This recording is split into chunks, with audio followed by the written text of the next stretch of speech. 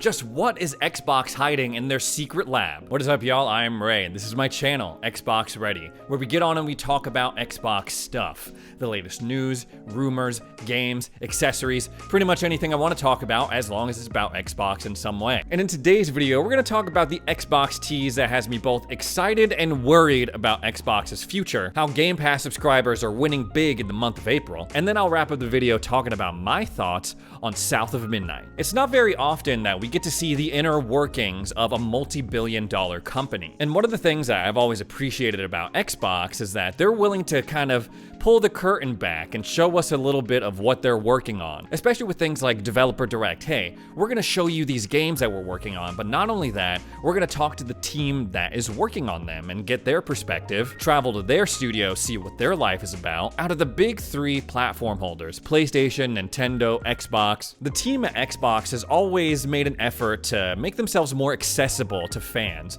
especially with creators. Even if you go all the way up to the top of the chain with Phil Spencer, the literal CEO of this company, it's not uncommon for him to message fans on Xbox Live, talk with people at FanFest in June. That's an out-of-game aspect that I've always appreciated about Xbox, which is why I thought it was really cool when the Today Show did this feature about going to Xbox's secret gaming lab where they're cooking up the next generation. This was more or less a fluff, feel-good piece, but there are some interesting nuggets of information lurking in this 4 or 5 minute segment. First of all, we got a really awesome look at where they make all the controllers and all the things that they do to make sure that it's good before they send them out. Stuff like putting the controllers through a drop test, going into like a super soundtreated, soundproof room where it's like quieter than any space on Earth to make sure that the button clicks are just right. It's interesting because I understand why they're doing that, especially the drop test. They want to make sure that it's durable, but I don't know. I feel like my controller could not survive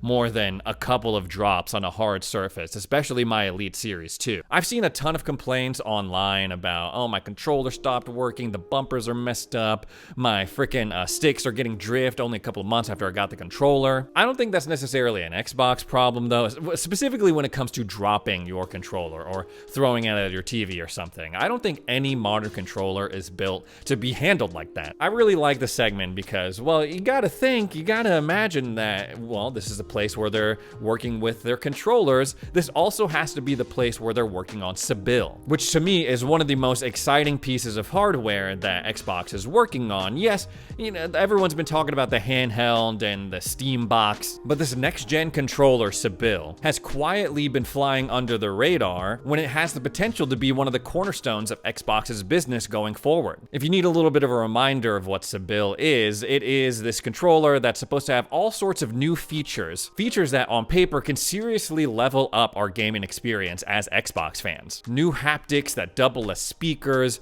a wake to lift feature, direct to cloud connectivity. Sebile is a bit of hardware and accessory. If Xbox handles it right, it could be that final missing piece of this whole approach that they're taking, the Xbox ecosystem, every screen is an Xbox pivot that they've made. It could serve as the bridge between all of those different facets of the gaming division. It can elevate your console gaming experience, your experience on PC. It can level up your experience with Xbox Cloud Gaming, and they definitely need more of that. Interestingly enough, in this segment, they also mention, oh yeah, Xbox, they're moving away from hardware. They want to make every screen an Xbox. They have I was gonna say doubled down on it, tripled down on it. It's beyond that. It is way beyond double and tripling down. And then they wrap up the segment in a genius way. They go over to Phil's office and boom, the infamous shelf that people have spent hours and hours analyzing. We know that Phil has liked to tease certain things in the past, like when he records interviews in his office and people are like, oh, what's that on the shelf? Is that Project Keystone, which is still there, by the way, on the very top. And once again, my curiosity is piqued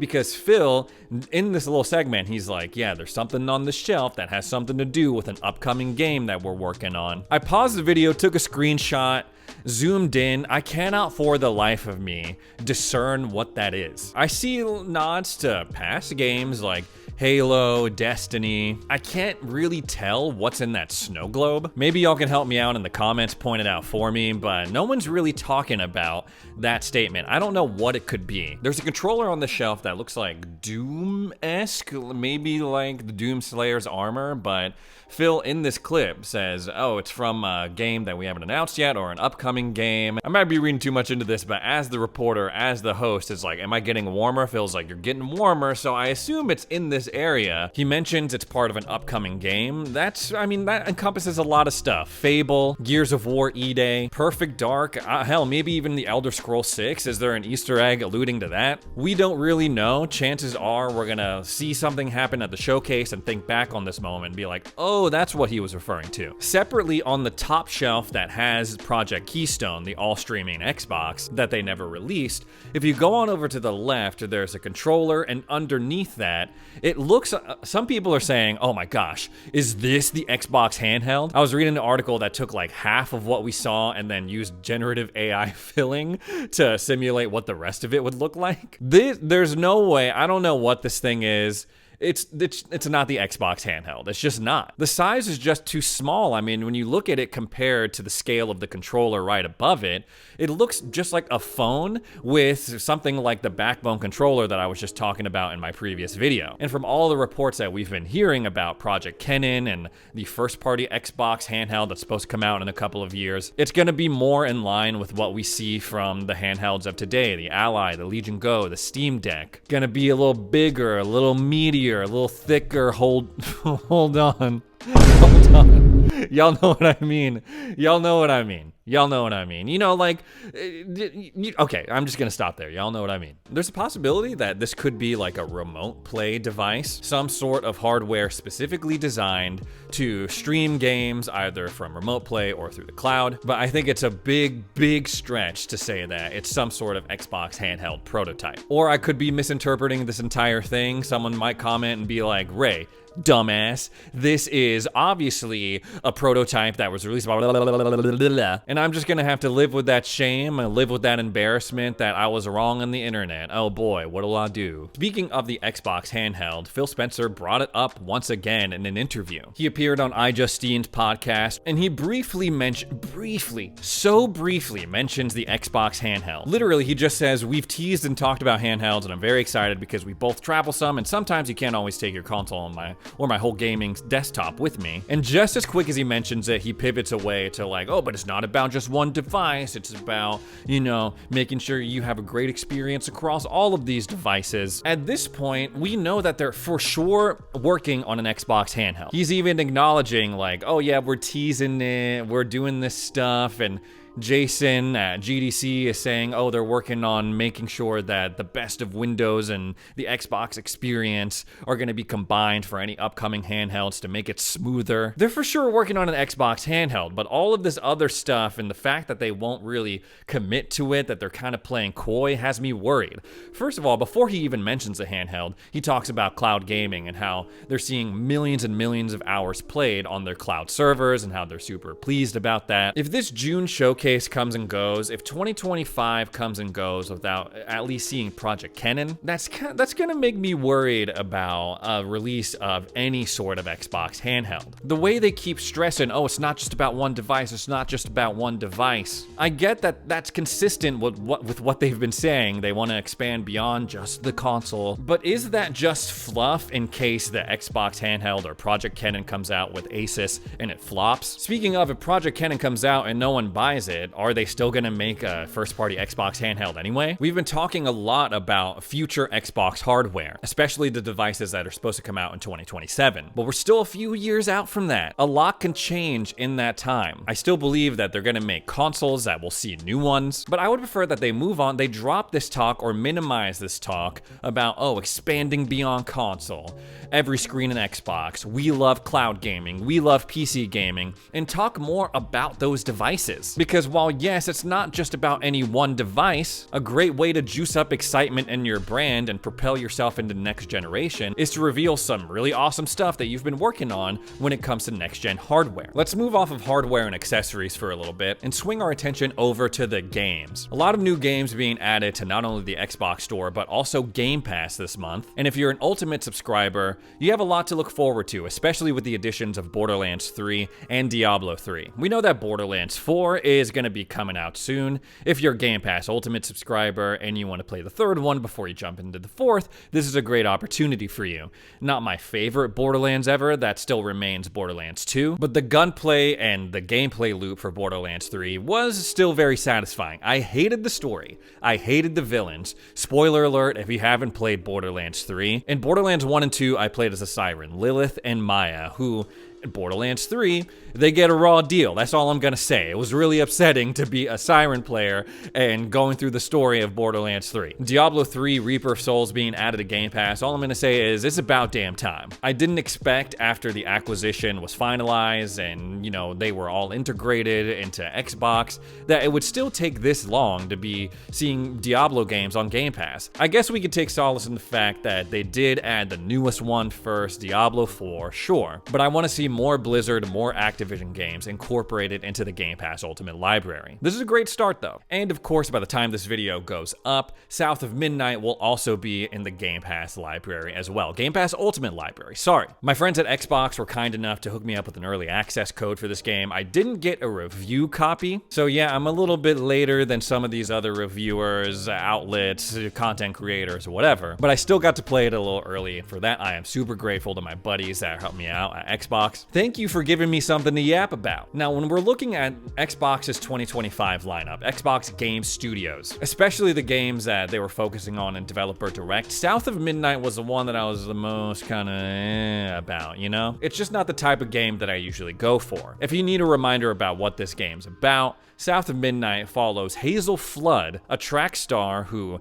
watches her home get freaking swept down the river in this hurricane while her mom is still in it. She then goes on a fantastical journey where she discovers these new powers as a weaver in order to save her mom. There's a little bit of platforming, a little bit of combat. Overall, a pretty solid experience. The game is gorgeous to look at. I love the art. I love the design. The music scratches a certain itch in my brain. I cannot stress enough how much I enjoyed this game's art style. It was a feast for the eyes. One of my favorite animated films of all time is Coraline. And before you even get into the game, before the title screen, there's this really awesome stop motion sequence that they do. For some reason, this area in particular, which is Bunny's summer home, Hazel's grandma's summer home, it made me stop and think, oh, man, this is cool. Like whatever aesthetic this is, like Southern, Gothic, creepy house vibe, I loved it. And there was a ton of other moments in this game where I just had to stop and take a look around because I was enamored with how gorgeous everything looked. And once that Benji song came on, I knew the soundtrack was gonna be a banger, man.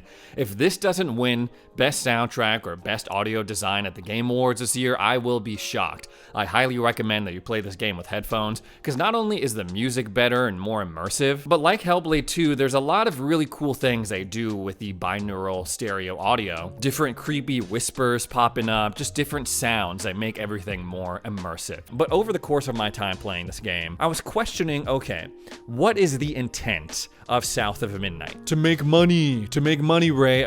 Yes, of course, Xbox Game Studios, no matter who is putting out a game, the goal is to sell a lot of copies, get a lot of people to download it on Game Pass. That is the financial intent. But let's shift our focus away from that. What do the devs at Compulsion Games want us to take away from our experience in South of Midnight? Two things come to mind for me.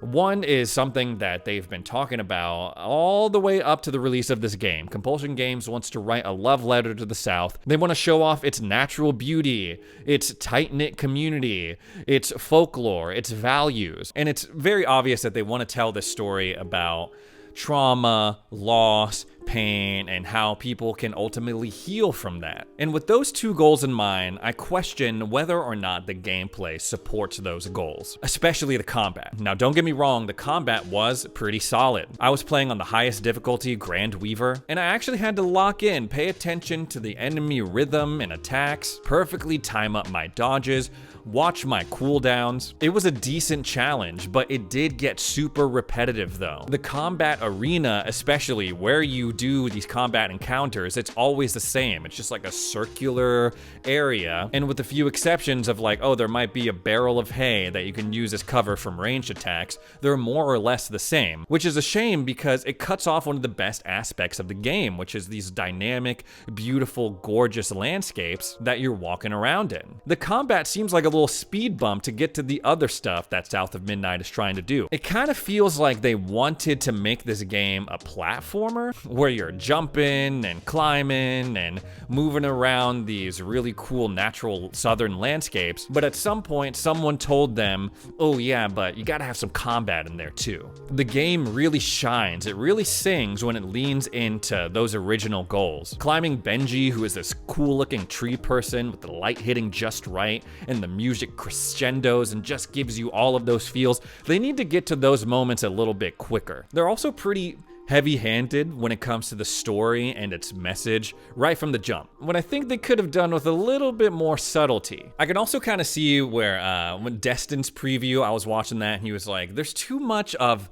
oh, like, what's going on? A talking fish? This is crazy. I've never seen anything like this. Even at like chapter 6 or 7, something happens and Hazel is like, whoa, this is the weirdest thing I've seen all day. I'm like, really? You fought like a gator the size of a skyscraper, you have like uncovered like these secret powers that you have, you're riding around in a talking fish, and you're still not bought into the world just yet. And when Hazel locks in and takes the world seriously rather than being like, whoa, this is too crazy, this is so weird, those are really powerful moments. I'm being very nitpicky here, but overall I think South of Midnight is a solid game, a worthy addition to the Xbox Game Pass library. All of the mechanics separately are very solid, but when combined, when they're put together, I don't think it's as cohesive as maybe they were intending to. The pacing is good and the story is just interesting enough for me to want to keep playing. The art style, again, is also gorgeous. The individual voice acting performances, they knock it out of the park. And the game runs smoothly. I think it's a solid base hit for Xbox Game Studios. Anyways, guys, that's all the Xbox stuff I have to talk about today.